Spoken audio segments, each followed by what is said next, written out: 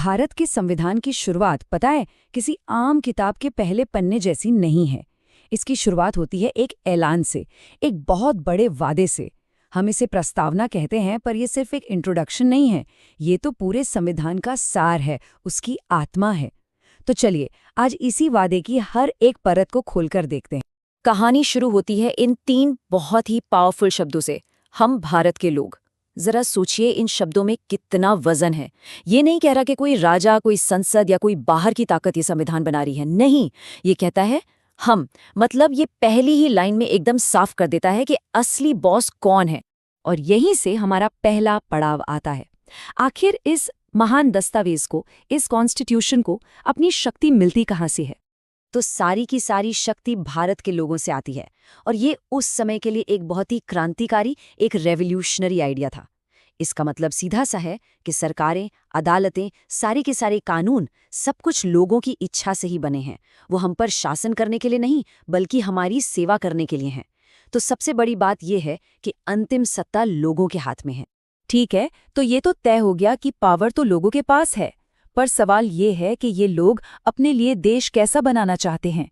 इसका जवाब प्रस्तावना 5 शब्दों में देती है। 5 ऐसे शब्द जो भारत की पहचान को बनाते हैं।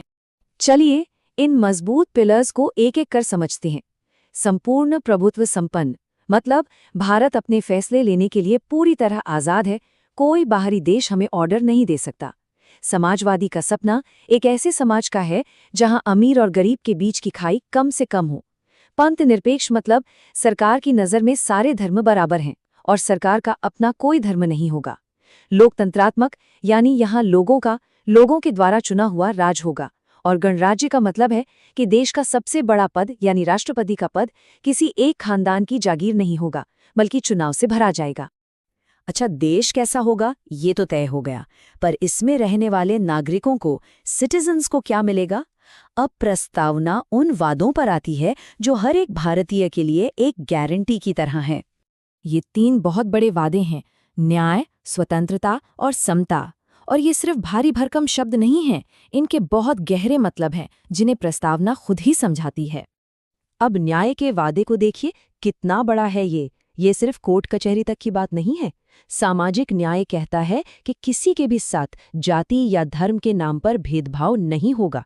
आर्थिक न्याय का मकसद है कि देश की दौलत कुछ ही लोगों के हाथ में न सिमट जाए। और राजनीतिक न्याय, वो हर नागरिक को देश की राजनीति में हिस्सा लेने का बराबर हक देता है। अगला वादा है स्वतंत्रता का, लिबर्टी का। ये हमें आज़ादी देता है कि हम जो चाहें सोचें, अपनी बात खुलकर कहें, किसी भी सोच या धर्म में विश्वास रखें और जैसे चाहें अपने ईश्वर की पूजा करें।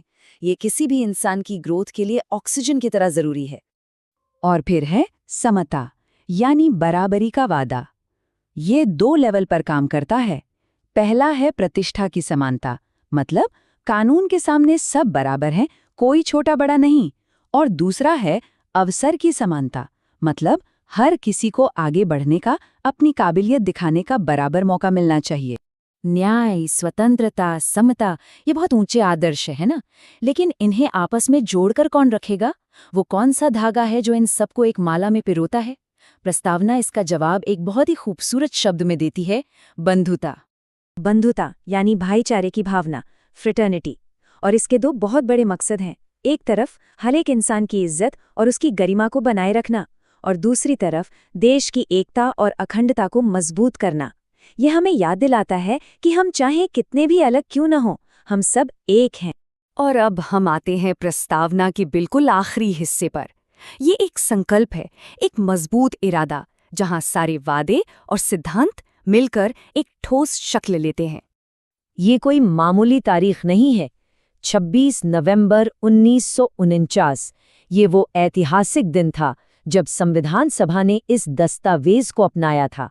ये वो पल था जब भारत ने अपनी किस्मत की बागडोर पूरी तरह से अपने हाथों में ले ली थी।